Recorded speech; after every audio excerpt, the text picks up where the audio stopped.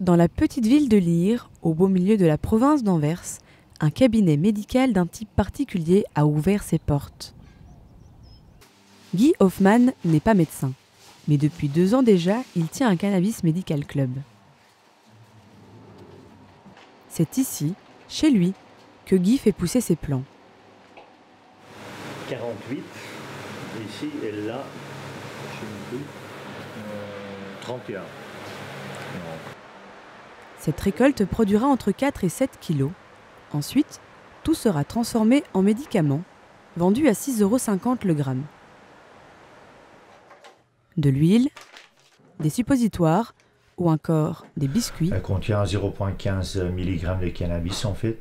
Tout est fait à base de cannabis.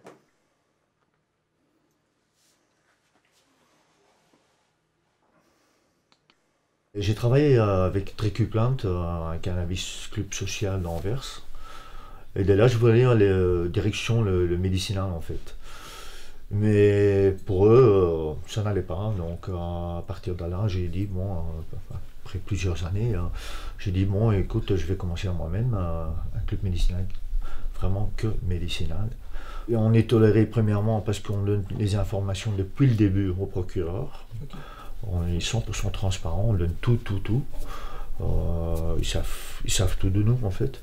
Deuxièmement, il y a la loi qui a dit qu'à partir de 2005, ils ont mis un décret concernant le fait qu'une plante par personne ne sera pas condamnée. Et pour faire du cannabis médical, tout doit être contrôlé. Guy cultive sans pesticides et envoie son cannabis à un laboratoire d'Anvers pour le faire analyser. Il ne veut rien laisser au hasard. La façon de travailler, c'est vraiment avec les médecins, prescription. Sans prescription, tu n'arrives pas à rentrer, impossible. Et ça, au début, c'était très dur avec les médecins. Pour les convaincre, comme on n'avait pas vraiment des preuves encore, il fallait chercher. À la fin, bon, au fur et à mesure, on a trouvé les médecins qui travaillent avec nous. Et maintenant, après 2 ans, on a déjà plus de 80 médecins qui travaillent avec nous, plus de 110 patients en tout. Le très important, c'était de suivre les patiënten. Het effect is voor mij formidabel. Ik heb nooit pijn. Maar toch is alles gedaald van een grote plek op de longen en een redelijke plek op de lever naar 1 klein puntje op de long en een verschrikkelijk klein bolk nog in de lever. En de rest is weg. Dus ik vind dat... Ik kon niet zeggen het is van de chemo, ik kon niet zeggen het is van de dingen, maar de twee werkingen tezamen is ongelooflijk voor mij. Ze zijn er heel terughoudend in, de specialisten wel.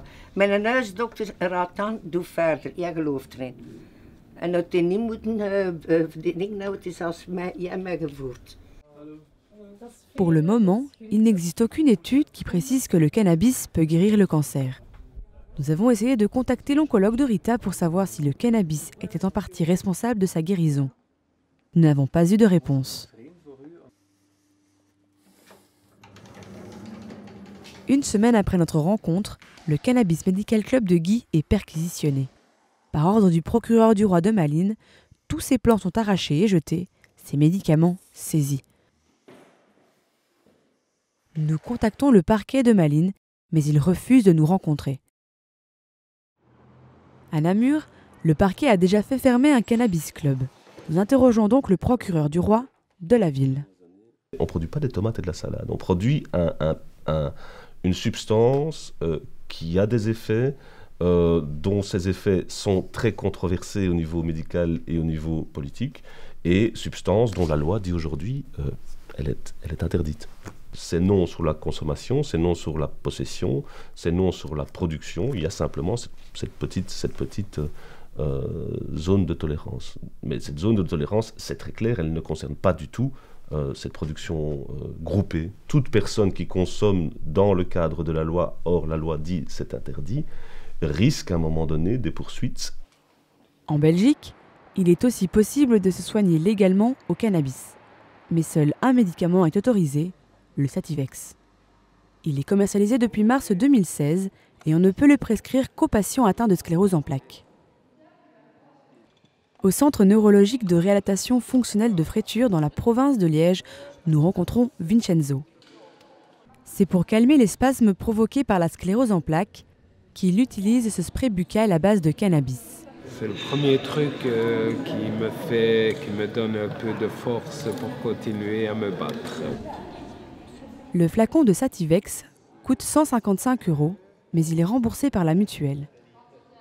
Dans ce centre, seuls 8 patients bénéficient de ce traitement.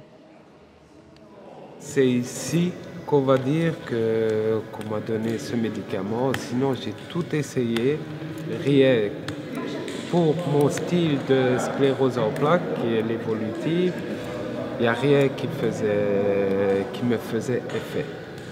Et ce médicament que le docteur Resnick m'a autorisé, ça m'aide beaucoup pour... je découvre des nuits après 10 ans, quoi. Je sais c'est quoi dormir après 10 ans de bagarre. Le médicament à base de cannabis n'est pas utilisé à la légère. La neurologue de Vincenzo doit le voir régulièrement pour vérifier que le traitement est toujours efficace. Et le Sativex n'est présent que dans les pharmacies hospitalières où il est placé dans un frigo cadenassé. Les conditions sont très strictes pour le moment. D'abord, il faut que ce soit absolument un patient qui a une sclérose en plaques. Il faut qu'il ait déjà un autre traitement pour sa spasticité. Et ça ne peut être prescrit que par des neurologues habitués à la sclérose en plaques dans des centres spécifiques qui peuvent faire la délivrance. Ce que je remarque ici, c'est qu'on a très peu d'effets secondaires, que les patients le supportent très bien et que voilà, on a vraiment une efficacité uniquement sur les spasmes et pas d'autres effets gênants. Donc c'est vrai que si on a un médicament comme ça qui peut vraiment aider de façon très précise certains symptômes, oui, certainement, je pense que c'est intéressant. La sclérose en plaques n'est pas la seule maladie qui pourrait bénéficier de ce type de traitement. Le docteur Lossignol travaille à l'Institut Jules Bordet de Bruxelles. Il est l'un des seuls experts à avoir mené une étude sur le cannabis médical en Belgique. Je crois que c'est quasiment le seul produit qui aurait autant d'intérêt médical et qui a autant d'intérêt, entre guillemets, non médical, dont on parle beaucoup, mais dont on ne sait finalement pas grand-chose, en tout cas au niveau médical en général. Avec le cannabis, plus qu'avec d'autres produits, on est toujours en train de repasser du côté médical et puis du côté festif, comme si la frontière n'existait pas. Or, elle est énorme, c'est éminemment différent. Les patients qui posent des questions sur le cannabis existaient avant le Sativex, bien entendu, loin s'en faut, mais à l'heure actuelle, sachant que le produit existe, les patients souhaiteraient pouvoir en bénéficier, en tout cas voir ça peut les aider, et malheureusement on ne peut pas leur prescrire s'ils n'ont pas de sclérose en plaques. Donc c'est un peu paradoxal de savoir que quelque chose existe, pourrait aider, mais qu'on ne peut virtuellement pas prescrire. Et sans prescription, pas d'accès possible au cannabis médical. Certains patients décident de se débrouiller autrement. Jean-Michel souffre de polyneuropathie, une maladie qui lui provoque de puissantes douleurs musculaires. Pour se soulager, il fume du cannabis. Pour aller au sport, me battre contre la maladie, je ne sais pas faire autrement. Si je me mets à marcher un peu vite, un peu soutenu, ben c'est clair que si j'ai pas fumé, c'est impossible, quoi. Jean-Michel le sait, fumer du cannabis est nocif et illégal en Belgique. Mais les effets secondaires de son traitement mettaient sa vie en danger. C'est ce qui l'a poussé à envisager une autre alternative. Son médecin soutient son choix, mais a refusé de nous rencontrer par peur de s'attirer des ennuis. Depuis tout jeune, je me rends compte que j'étais sportif et beaucoup de problèmes musculaires, beaucoup de contractions musculaires. Quand je jouais au foot, j'étais le seul après le match à ne pas savoir bouger. Donc il suffisait que je prenne ma douche et puis c'était fini. Les muscles étaient complètement contractés, je n'avais plus marcher, ça a duré 2-3 jours comme ça. Et on a tout donné comme médicaments, il y a eu du relaxant musculaire, il y a eu du café ergote pour les migraines, enfin un tas de médicaments qui sont prévus normalement pour ça, mais rien ne fonctionnait. Et en faisant mon service militaire, j'ai eu l'occasion donc je commençais à être fumeur de tabac parce que je venais d'arrêter le sport, parce que j'avais trop de problèmes physiques. Et quelqu'un était occupé à rouler un joint, bon, j'ai voulu essayer, c'est tout. Et puis alors là, après, la décontraction musculaire qui est venue directement dans les 10 minutes qui ont suivi. Plus aucune migraine, plus aucun problème musculaire, plus aucun problème de sommeil. Voilà, je rentrais du boulot à 1h, 2h du matin, je fumais un bon joint et puis hop, au lit. Et le lendemain, je vais de nouveau au boulot. Donc voilà, et je tenais le coup comme ça. L'origine, la qualité et les composantes du cannabis de Jean-Michel ne sont pas contrôlées. Le chef du service psychiatrie du CHU Bruckmann a étudié les effets du cannabis. Pour lui, sans contrôle, on ne peut qualifier aucun produit de médical. Le fait de fumer des joints, ça ne sera jamais un médicament. Grosso modo, dans un joint, il y a à peu près 200 produits psychoactifs qui sont présents. Donc c'est très difficile finalement de considérer comme un médicament un ensemble de 250 produits qui se trouvent à des concentrations qu'on ne maîtrise pas. Si on en fait un médicament, dans lequel on définit finalement les indications, les contre-indications, la posologie, et qu'on a un contrôle de qualité sur ce qu'on produit, dans ce cas-là, ça peut devenir des médicaments. On me force aussi à ne pas démarrer ma journée en fumant du cannabis, parce que je suis plus accro à mon café ou à ma petite cigarette du matin. Je dis qu'au cannabis. Et par contre, je l'utilise quand j'ai des choses, comme j'ai fait le ménage hier. Bon, voilà. Là, c'est passer l'aspirateur, laver, etc. Ça, je suis obligé, parce que sinon, je n'y arrive pas.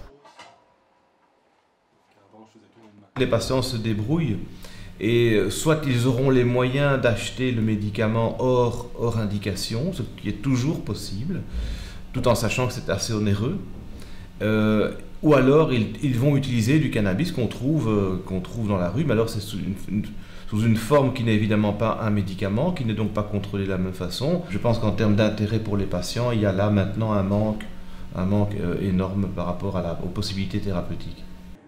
Le cannabis, sous sa forme thérapeutique, peut soulager bien plus que les spasmes de Vincenzo ou les douleurs de Jean-Michel. Plus d'une vingtaine de pays l'utilisent actuellement pour traiter les symptômes de nombreuses maladies. Parmi ces pays, le Canada, l'un des pays les plus avancés en matière de cannabis médical.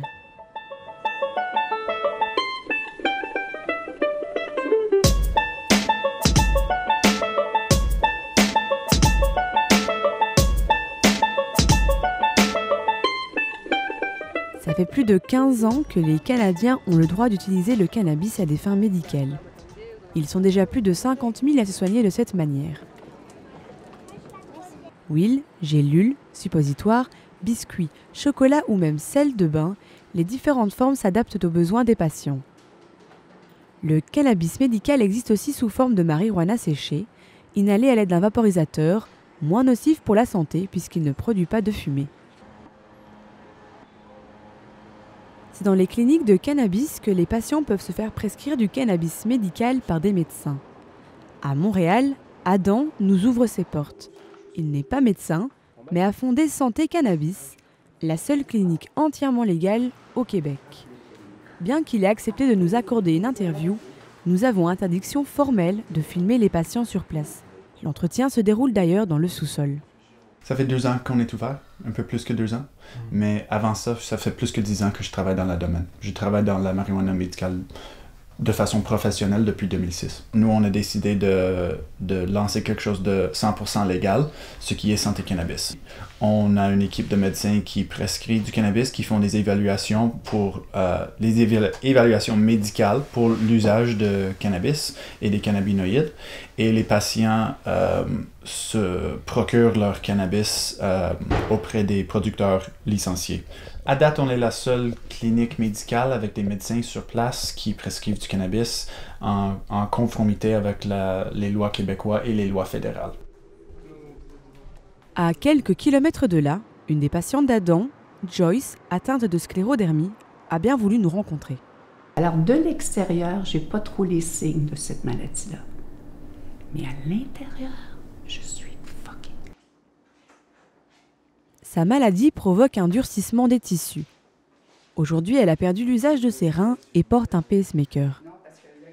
Les douleurs et le traitement étant trop durs à supporter, elle a décidé de se tourner vers le cannabis médical, qu'elle prend en huile et en chocolat. Ça m'empêchait de continuer de vivre, en fin de compte, avec une certaine qualité de vie. Et puis, le cannabis était la seule solution à mon état de santé à ce moment-là pour gérer la douleur. Moi, je suis comme ça à l'intérieur. Et avec le cannabis, ben, ça fait ça. C'est pas une grosse, mais assez pour... Oh, ça soulage. Et là, tranquillement, bon ben, ma tête revenait. Mes idées revenaient. Je pouvais finir des phrases. Je pouvais parler.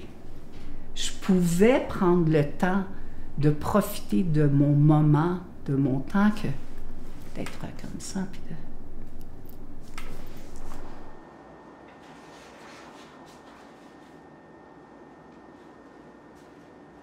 Le corps médical en général n'aime pas le cannabis. Ils sont très réticents envers le cannabis à cause du fait que ça n'a été jamais homologué comme un médicament pharmaceutique. Ce qui manque pour la marijuana herbale, c'est des vrais essais cliniques avec des grandes populations d'études où on compare un groupe qui prend de la marijuana versus un groupe qui prend un placebo. C'est ça qui manque dans la marijuana. Le Collège des médecins du Québec est l'équivalent de l'Ordre des médecins en Belgique. Ils approuvent les activités de santé cannabis et ce sont eux qui décident dans quel cadre le cannabis peut être prescrit. Au Québec, les règles sont plus strictes que dans le reste du Canada. On dit au médecin qu'il ne peut prescrire un traitement non reconnu, ce qui est le cas du cannabis, que dans un cadre de recherche approuvé par un comité d'éthique de la recherche, qui nous permet donc d'accumuler de l'information sur quelles sont les pathologies, quels sont les dosages qui sont prescrits, quels sont les dosages consommés, puisqu'il peut y avoir une différence entre les deux, quels sont les effets bénéfiques, les contre-indications, les situations où il y a eu cessation ou remplacement du cannabis par autre chose, ou cessation d'autres médications par le cannabis. Récapitulons. Il faut d'abord distinguer cannabis pharmaceutique et dérivé de la marijuana séchée. Au Canada, tous les produits pharmaceutiques à base de cannabis comme le Sativex sont disponibles dans toutes les pharmacies et prescriptibles par n'importe quel médecin. Mais ils sont faits à base d'extraits naturels ou synthétiques de la plante et sont réputés moins efficaces. De l'autre côté, les huiles, biscuits et marijuana séchée sont des dérivés de la plante de cannabis à l'état naturel. Ils sont vendus par des producteurs légaux. En théorie, c'est simple. Pour se fournir chez un producteur, il faut une prescription. Mais au Québec, la situation est plus compliquée. Seuls les médecins qui appartiennent à l'étude McGill peuvent prescrire du cannabis médical. Le but, rassembler un maximum de données pour faire avancer la recherche. Seul problème, à ce jour, seuls 23 médecins font partie de l'étude, alors que plus de 5400 médecins prescrivent du cannabis médical dans le reste du Canada. Les Québécois doivent obligatoirement passer par un de ces 23 médecins pour avoir accès au cannabis des producteurs. Ici, nous sommes chez Hydropothicaire. Cette entreprise est une véritable usine à cannabis. En activité depuis plus d'1 an, c'est l'un des 34 producteurs légaux du Canada et le seul du Québec. Quand toutes leurs serres seront fonctionnelles, ils produiront 5 tonnes de cannabis médical par an. Au moment où nous les rencontrons, ils ne produisent que de la marijuana séchée, très utilisée pour les douleurs chroniques. Ils proposent plusieurs types de cannabis adaptés aux heures de la journée et aux symptômes à soulager. Pour aller coucher. Donc ça, c'est notre après-dîner. Ici, ça, c'est notre bon matin. Le bon matin, c'est vraiment bon pour donner un petit peu d'énergie dans le matin. Quand on fait pousser du cannabis, on ne plaisante pas avec la sécurité. Toutes les serres sont entourées de grillages et de barbelés, sécurisées par des faisceaux laser ou encore des caméras. Si le système d'alarme part, il est armé, la police est appelée sur les lieux tout de suite. Et on ne rentre pas dans les serres sans badge. Même notre guide n'a pas accès à toutes les installations. Il y a un pic avec un accès limité. C'est le gouvernement canadien qui impose ces mesures aux producteurs. Et pour cause, à chaque récolte, ce sont plus de 180 kilos de cannabis séché qui sont produits, puis directement entreposés dans des coffres-forts pour le séchage. De la graine à l'emballage, le cannabis est contrôlé. C'est réglementé à cause que c'est du produit médical. Donc, pour médical, on ne peut pas mettre des pesticides, des affaires comme ça dans le produit. Il faut que ça soit propre. Donc, nous autres, c'est tout naturel. Jusqu'à même nos lumières. On use juste des lumières, juste pour supplémentation, c'est tout. Nous autres, c'est 15 $ plus taxe par gramme. Donc, c'est pas pour tout le monde. On offre un service à clientèle, puis notre produit aussi, la présentation, c'est un petit peu mieux que le restant des compagnies au Canada. Sachant qu'ils produiront bientôt plus de 15 tonnes par an à 15 $ le gramme, l'entreprise n'oublie pas que le cannabis est aussi un business. Si Hydropothicaire et Adam sont tous deux légaux, la clinique La Croix Verte fonctionne différemment. Elle est illégale. Ici, on ne travaille ni avec les médecins de l'étude McGill, ni avec les producteurs licenciés. C'est une des rares cliniques illégales encore ouvertes, alors pas question de filmer les patients, encore moins de rentrer dans l'atelier de préparation. Chantal, la directrice, donne très rarement d'interviews. C'est pas légal, qu'est-ce qu'on fait? Mais il faut qu'on le fasse dans un encadrement le plus légal possible. Donc, c'est là que la différence se passe. On est sérieux, on travaille avec des professionnels, on essaye d'aider le plus de monde possible. Donc, la démarche, c'est d'avoir un dossier médical chronique sévère. On n'est pas un magasin de cannabis, c'est pas comme un pot shop. Donc, c'est très différent, dans le sens que la majorité des gens qui viennent nous voir sont pas à la recherche du gros buzz total. Ils cherchent vraiment une médication qui va les aider à fonctionner à longueur de journée. Donc, c'est vraiment avec le patient qu'on décide parce que c'est une plante. Ça marche pas selon je te dose de 21% de THC.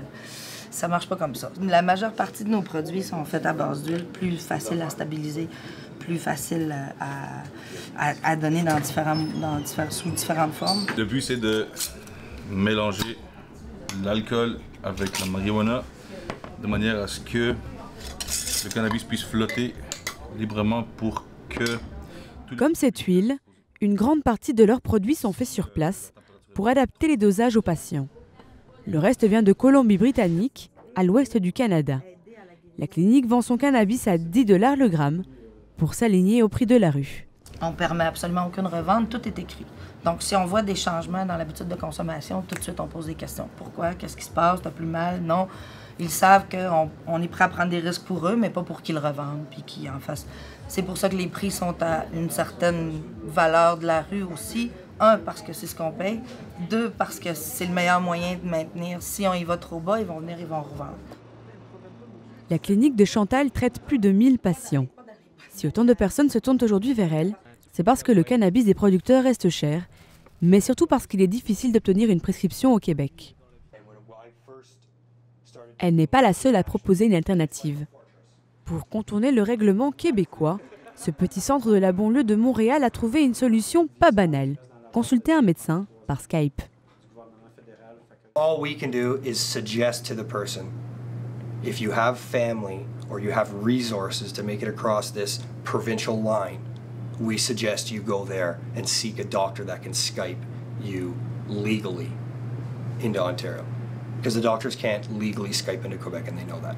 So we don't pursue that as an option because it's not fair for the doctor or the patient. So you regularly hear stories of people trying to get their prescription here in Quebec and then driving an hour into Ontario just to Skype in Ontario because it's legal to Skype in Ontario to Vancouver. But Vancouver can't Skype into Quebec because the McGill won't let them. But that same patient gets in their car and drives 45 minutes and crosses the Ontario provincial line and sits in a parking lot of McDonald's and uses their Skype or goes to their aunt's house or goes to their uncle's, and it's legal. So if you see a doctor via Skype, it's $420. If you see a doctor and coming into this office, it's $345. Le Canada a beau être l'un des pays les plus avancés en matière de cannabis médical, tout n'est pas rose. Au Québec, l'étude McGill complique fortement l'accès au traitement. Mais ce n'est pas tout. Nous avons vu que plus de 50 000 Canadiens se soignent légalement au cannabis. Mais selon le ministère de la Santé, plus de 500 000 l'utilisent à des fins médicales, légalement ou non, soit 10 fois plus. En Belgique, difficile d'estimer le nombre de personnes qui se soignent au cannabis. Mais il est évident que la très grande majorité de ces patients le font de manière illégale. Et le monde médical ne connaît pas, ou très peu, le produit. En science, il y a un moment, il faut peut-être se dire qu'est-ce que je connais sur la question ou quelle est mon opinion sur la question. Et quand on parle de cannabis à des médecins, ils vont tout de suite penser à la drogue, ils vont tout de suite penser à la consommation illicite, à la culture illicite, etc. Maar ze zijn er vrij afwijkend op. Vrij stil. Ze denken altijd dat het er beter is, dat is niet waar. Zwijg me van die vuile, zware medicamenten. Het is goed voor het een, het moet de rest van je lichaam kapot. Tu devrais avoir le choix et pas aller dans la rue pour acheter n'importe quoi, pour soulager ton malaise. Parce que je crois que chaque patient devrait avoir le droit de savoir exactement toutes ces options pour leur bien-être. Aujourd'hui, Guy est placé sous enquête judiciaire. Il ne sait pas encore s'il sera poursuivi ou non. En ce qui concerne Jean-Michel, un représentant de la justice lui a conseillé de se faire prescrire en Allemagne et d'aller chercher le produit en Hollande. Nos partisans du cannabis médical tentent toujours de faire entendre leur voix. À ce colloque, par exemple. Ils expliquent leurs projets aux politiciens, participent à des débats Un certain nombre de patients doivent se mettre à fumer du cannabis. et prennent la parole pour défendre leurs idées. En fait, moi ça me déçoit un petit peu parce que vous n'avez pas conscience de ce qui se passe réellement. En 2017, plusieurs pays vont continuer la recherche sur le cannabis médical. D'autres sont en voie de le légaliser complètement et de plus en plus de personnes vont se mettre à l'utiliser, légalement ou illégalement. À la Belgique maintenant, de décider si elle continue de proscrire le cannabis médical ou si elle autorise plus de médecins à le prescrire.